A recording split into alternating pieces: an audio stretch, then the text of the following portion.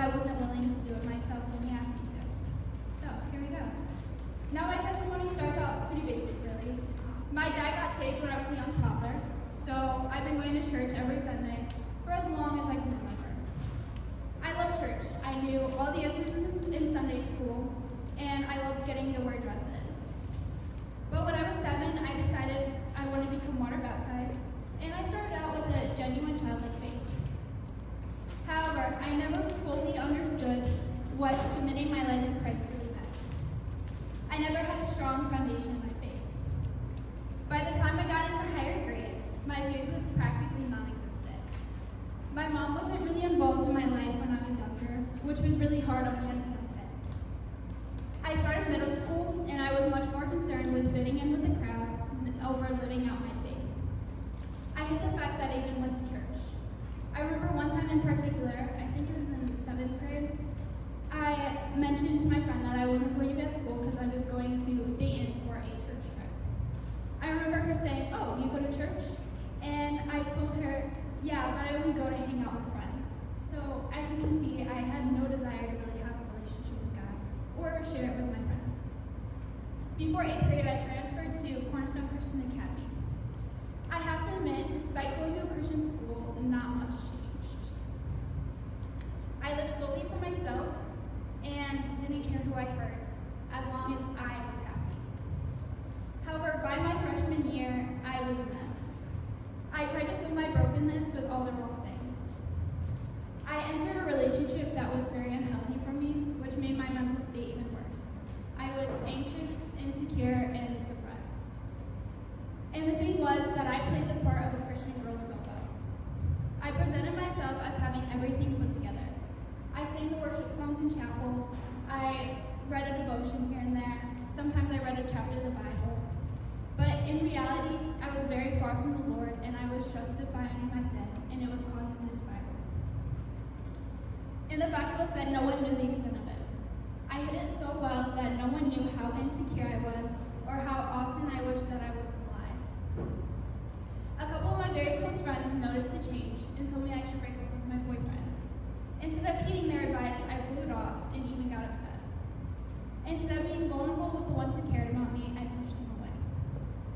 In about May of last year, my boyfriend told me that he was moving to South Carolina in a few months. I took the news terribly and I hit rock bottom. But it was at my lowest point that God began to do something I never saw coming. Shortly after I got the news, our church went to camp. It was a nice getaway from everything else going on, and it felt great to disconnect from everything back home and spend time with my friends having fun. On the first day of camp, Pastor Sam told us that God had something for each one of us that year at camp, and he was going to write it down, what he felt God was going to speak to us. But here's the catch. He wasn't going to tell us what he wrote, unless we came to him. So on the second night of camp, we were sitting in service, and I'm going to be honest, I don't really remember what the sermon was about. But I do remember during the altar call, I felt God telling me 2 things. One, that I needed to fully devote my life to him. And 2, he was calling me to ministry one day. I just remember thinking, what in the world? This cannot be from God. I don't want to go into missions. That doesn't make any sense. So I said to God, if this is really you speaking, then I'm going to need a sign because I'm not just going to jump into this on my own.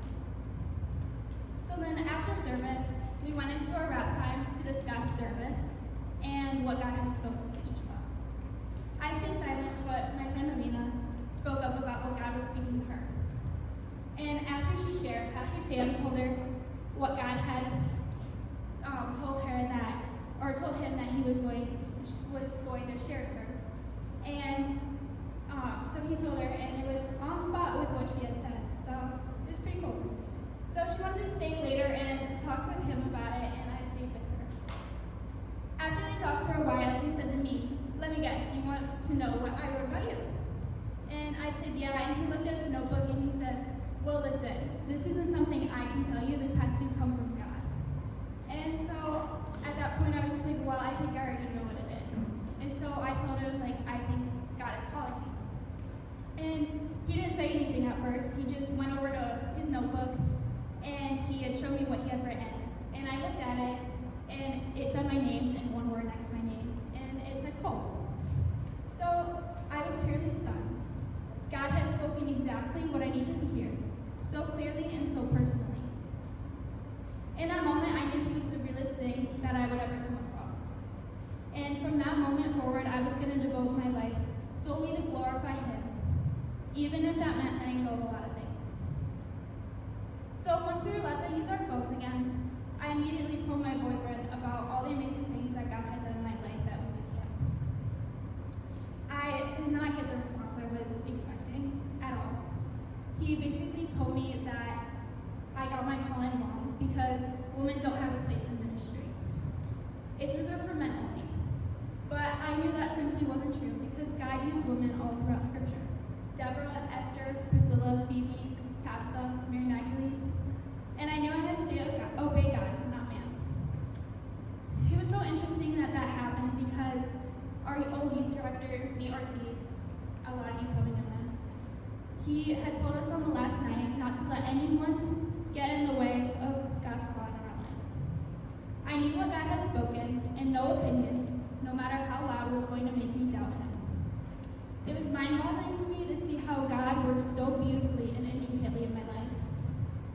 Because God in my life, I now have abounding joy I never knew I could have. I have love for people I never knew I could love. I have peace I never knew was possible. I wish I could say it's been easy since then, but that wouldn't be the truth. I still have struggles, but the difference is that I have a God by my side who fights for me and is guiding me every step of the way.